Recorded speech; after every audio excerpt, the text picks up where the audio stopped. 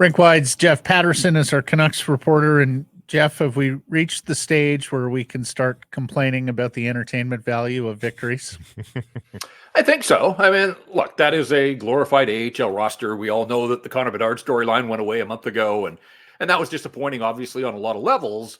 Blackhawks try. I mean, the guys that are in uniform, they're trying the best they can, but they've just got absolutely nothing there. And against the backdrop of what we saw and felt and experienced on Saturday, really night and day. So in some ways, it's a little unfair that game came on the heels of one of the most exciting games of the season against the Leafs on Saturday. But you play them as they're on your schedule. And I mean, look, the Canucks are 2-0 against the Blackhawks. Everybody's taking points off the Blackhawks. So the Canucks did what they had to do. But if we're going to grade the Vancouver Canucks against the level that they've established and take into account the talent disparity on the two sides, that was far from the Canucks' best effort of the season last night. Do you think Rick Tocchet was harder on them behind closed doors than he was with you guys? Because he was pretty moderate. I think he chose his words carefully in front of you guys, but do you think he was harder on them? I think he is. I think he has established a standard, and they know when, I wasn't expecting 10-1, and it's hard to argue with the 2-0 lead 6 minutes in and really the first 20 minutes.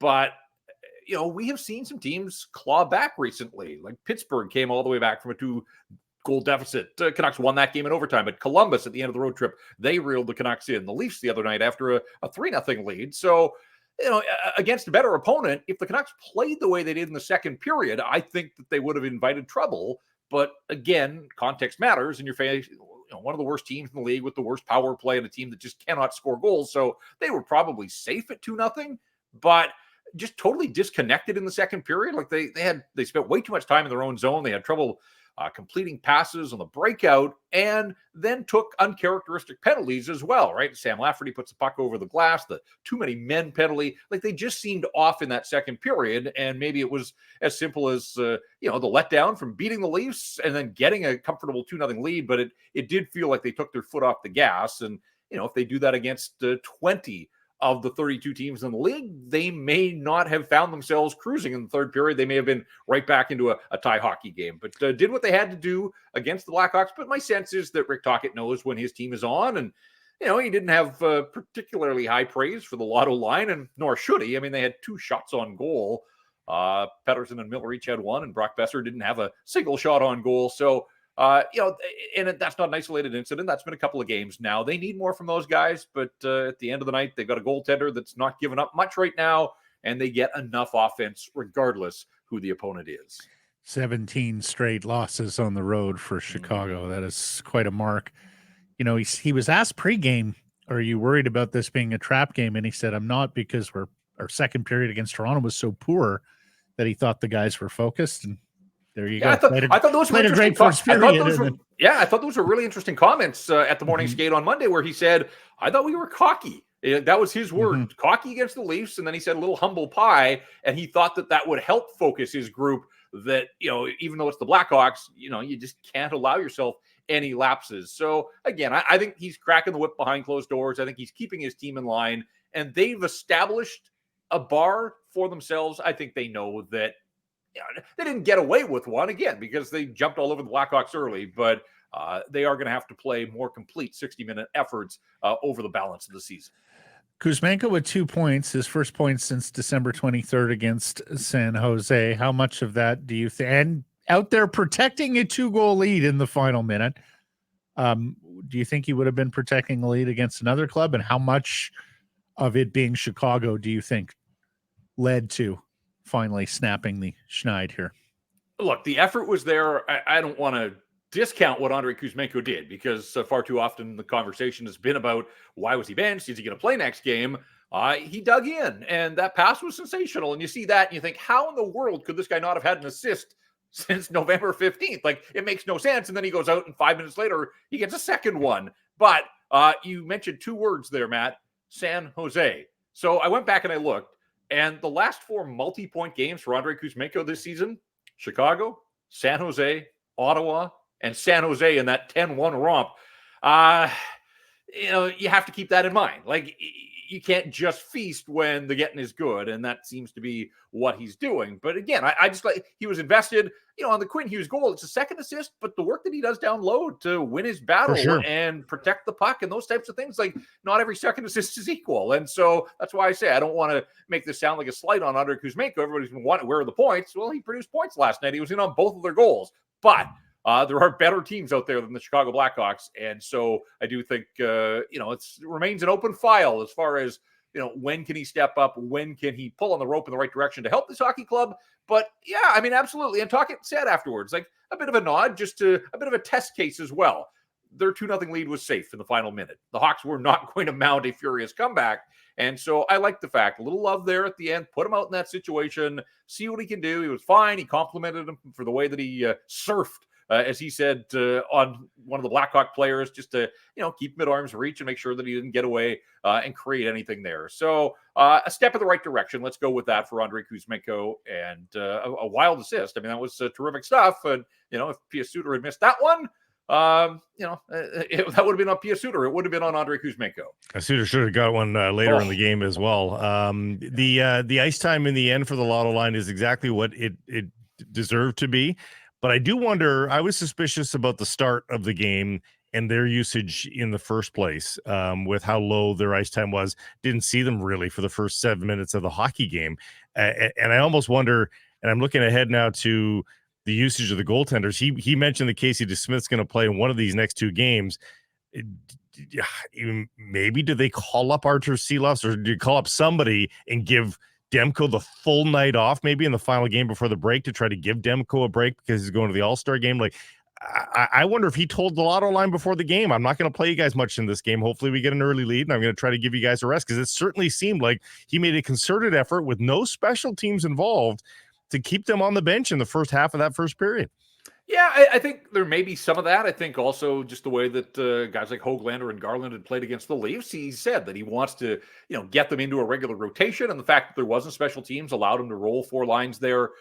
He's got a pretty good feel on when that Lotto line is going, and they weren't going last night. It was interesting. I thought one of their early shifts, they were out there with Hughes and Myers, and it took the Canucks 4 separate attempts just to break the puck out of their own zone. And when they finally did, essentially it was 35 or 40 seconds of Lotto line time that was wasted. And so it shows the importance of getting the puck out of your own zone, get it to your difference makers up front. And look, they kind of felt like a mid-January game against Chicago. Like, I don't think that they were as invested as they have been recently and as they would have to be against better opponents. But, kind of quietly here with all that's going on and all the winning, the goal-scoring hero, Brock Besser, has kind of hit a wall here for the first time. Now, did we expect that he was going to score at the pace he did up until Christmas? No, but he also has 3 goals in his last 13 games, and 2 of them came in the same game against Pittsburgh. So he's only scored in 2 of the last 13 Canuck games. Obviously, Paterson has taken over some of that load, Garland and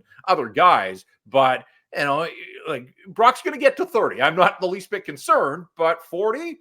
he's going to have to get back on that horse again here. So they just need all of those guys. And they were good in the third period on the power play against the Leafs and came through when the chips were down there.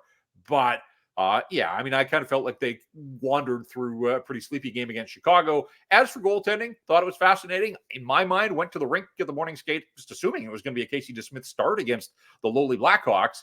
But I think the decision to go with Thatcher Demko kind of fell in line with those comments that we talked about earlier about being cocky and maybe disrespecting opponents. I think the messaging from the top, if you throw your back up against the team like the Blackhawks, is easy night here, guys. We think we can get by with less than our best here. And so I think it was, we're going to go with Thatcher Demko, chance for him to pad his stats, and ultimately he did that with his 5th shutout.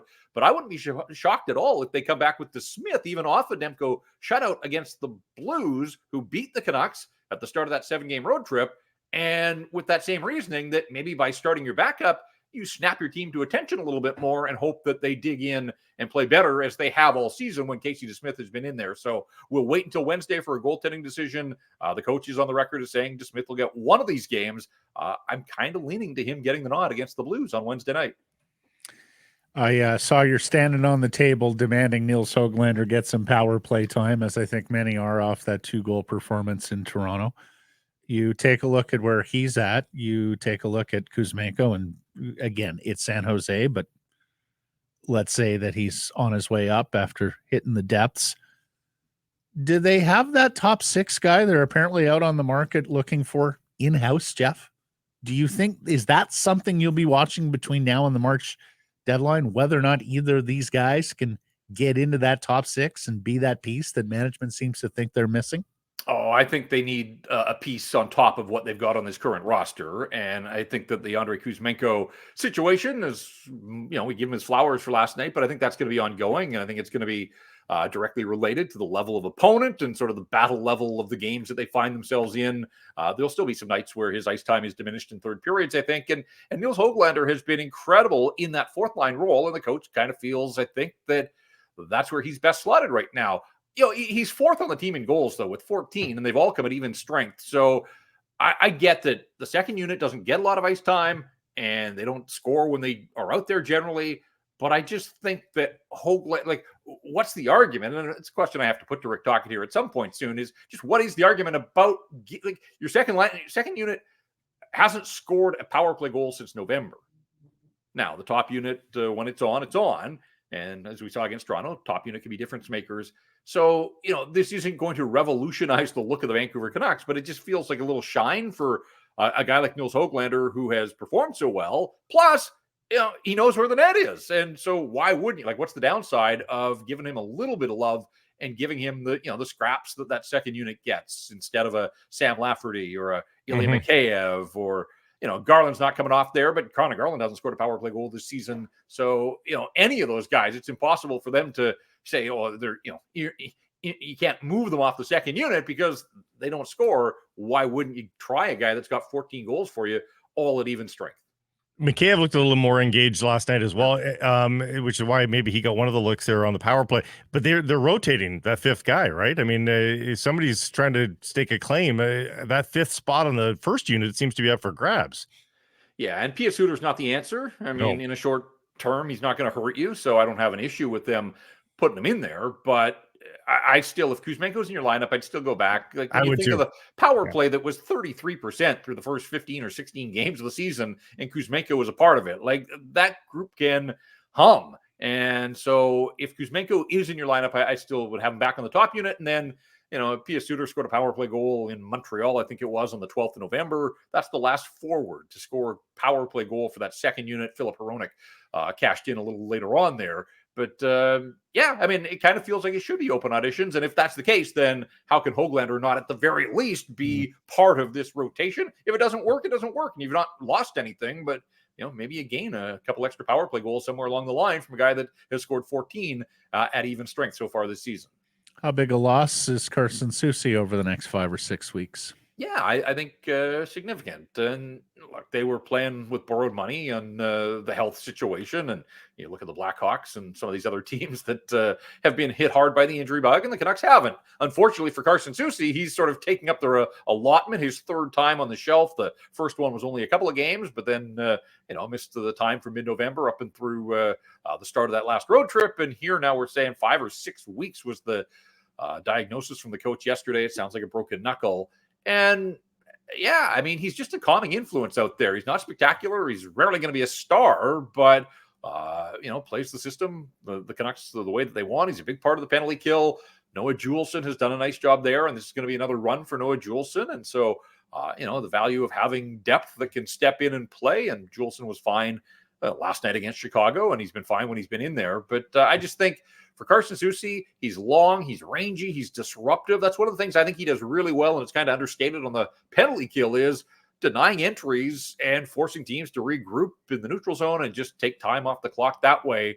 And he is very good at standing his ground, and then either forcing them to try and dump the puck in, which they generally don't want to do on the power play, or look for other entry avenues. So, if there's a positive spin, it's the fact that once they get through Columbus on Saturday, 10 full days off. So if it is going to be 5 weeks, at least 10 of those days, not game action for the Vancouver Canucks. It's not the meat of their schedule, but they would like Carson Soucy in there. And when he gets back, fingers crossed for him that the third time is in fact the charm, that no more injuries, and that because they're going to need him down the stretch, obviously, and into the playoffs. St. Louis Wednesday, Columbus Saturday. Chances they sweep the homestand 5-0. What are they up against this week? Pretty hard to bet against them. Just the way that they're playing right now defensively. The Leafs game kind of standing as the outlier, coming off a 1-0 win in Buffalo and a 2-1 win over Arizona and a 2-0 win now against Chicago.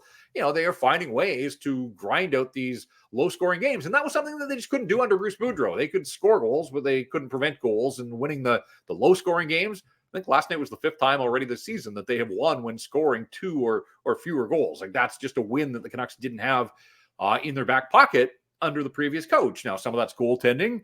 You can't win the low-scoring games if you're giving up 3. And so Thatcher Demko locked in right now with his 5 shutouts. And remember, it wasn't that long ago. Like, shutouts were his bugaboo. Like, he could turn in a great performance, but one somehow would sneak past him. And right now he's tied for the league lead with his 5th shutout of the season. And he is just on an absolute roll. He's matched a career best with 7 straight victories. He's looking... and again, I know the Leafs got 4 on him, but in that third period, when they needed the Canucks, or when the Canucks needed goaltending, he rose to the occasion. So, yeah, the idea of them sweeping the homestand, look, they're sitting on 68 points, guys. If they get 1 win out of these next 2 games, and I think they will guarantee themselves 70-plus points at the All-Star break, which, like, it just, there are so many stats on a nightly basis that come out of these Canuck games, but the idea of them having 70 points, it wasn't that long ago. They had a 69-point season, and we're talking about 70 points here at the All-Star. They pass if they sweep them, they pass, or they come close to passing a second season, in addition to the one you just mentioned. And I also just think it would be so amazing for them to sweep this homestand and further frustrate the Oilers, who will win every single game they play and will still look up and go, we've gained no ground on this team ahead of us, because they've been just as hot. It's been incredible. Let me ask you this, Jeff. A fantastic piece from Frank Saravelli breaking down Sean Monahan, one of the available rentals at this deadline, suggests that Montreal can look to get a late first round pick back for Monahan, which of course we suspect the Canucks first round pick will be late. What do you think? Would you give up a late first for Monahan? I would take a long, hard look at the player. I have to admit, guys, like, did Sean Monahan find a time machine somewhere? Like, honestly, I thought he was 33 years old. Like, he's been around forever. He's only 29. Now his body has taken some bumps and bruises. But when I looked at his as a 29, this guy feels like he's just been at this, and we saw him so often, obviously, in his years in Calgary. So that part surprised me. And on a Montreal team that struggles to score goals on a lot of nights, he's having a decent offensive season. So I think they could do worse than Sean Monahan, and he would be on my list of players certainly to continue to kick tires on. Let's give the Canucks Pro Scouting Department a ton of credit here. They've barely missed this year, and so I think fans have to put their trust in, if this management group is going in, they're doing it on the advice of the guys that are out there, the bird dogs that are, scouring the bushes and keeping an eye on all these close players. Obviously, the ones with Pittsburgh ties, management's got some firsthand knowledge, but I do think that sort of an underrated part of this Vancouver Canucks season is the work that the professional scouting staff has done. And we know in years gone by that that's been a massive downfall. So curious to see, but yeah, right now, I think Sean Monahan would absolutely remain on my list of players to keep an eye on. Pretty good playoff producer too in his history. As we mentioned, he's outscoring Elias Lindholm this year to date. As really? We enter play on Tuesday. Last question, Jeff. It's our poll question. The Canucks victory, the Bruins victory over Winnipeg, means the 2 best teams in the league by points and points percentage, your Vancouver Canucks and the Boston Bruins. Are you up for a Stanley Cup rematch? Well, yes, absolutely. I mean, if that means the Canucks are going to the Stanley Cup final, sure. And then roll the dice against a very good Boston team. But it is funny, Blake, you mentioned everything the Canucks are doing here, and the Oilers must be pulling their hair out. And here are the Vancouver Canucks after this dark decade. They find themselves at the top of the NHL standings, and who's right there with them? It's the big bad Boston Bruins yet again. So the Canucks can't seem to escape the Boston Bruins when they're having their good seasons. But, I mean, the storylines would be so rich. The banter, if we can call it that, between the two markets would be incredible. So yes, I mean, I love theater and drama, and you couldn't get a whole lot more, save for maybe the Canucks and the Maple Leafs meeting in the Stanley Cup final. But yeah, I mean, you can't pick your opponent, obviously. And if the Canucks can get to the Stanley Cup final against Boston, it means that they somehow have outlasted Edmonton and Vegas and Colorado. And so, yes, 1,000 times yes, I would sign up for a Canucks versus Boston. That Marchand guy is still there too, last check. So there is still a little bit of revenge factor, at least on one guy. As long as they don't add Chara and Bergeron at the deadline. That's right. Not only is that Marchand guy still there, but now the Canucks have the big Z. Oh, yes. I guess Talkett called him that on Saturday, right? Or last week. So does that mean free cross checks in front? Never know. Just don't poke the bear. Fun stuff. Thanks for this, Jeff. Catch up Friday. All right, guys. Thanks.